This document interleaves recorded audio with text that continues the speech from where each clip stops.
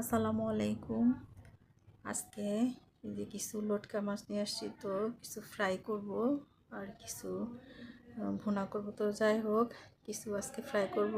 তো এই যে মশলাপাতি মাখায় রাখছিলাম, ভুলবশত ভিডিওটা হয়নি। তো যাই হোক, সবাই জানে কি কি মশলা লাগে, তো আমি সব কিছু মশলা মেখে রেখে দিয়েছিলাম।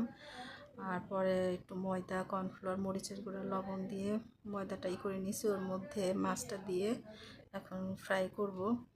তো এই যে তেলটাও গরম হয়ে গেছে, তো এই যে ফ্রাই করতে দিছি। তো এটা হচ্ছে অল্প আছে ভাজতে হবে, বেশি আছে দিলে কিন্তু মাছটা যেহেতু অনেক নরম, তো হচ্ছে গিয়ে উপর দিয়ে হয়ে যাবে, ভিতরে কিন্তু কাঁচা থাকবে আর কি। তো বেশ একটু সময় নিয়ে ভাজতে হবে। তো ভাজা এই যে প্রায় মোটামুটি শেষের দিকে। তো আমি মোটামুটি অল্প আগুনেই ভাজার চেষ্টা করছি। তো এই যে ভালোই হয়েছে, মুচমুচা হয়েছে, আমি একটা দেখছিলাম।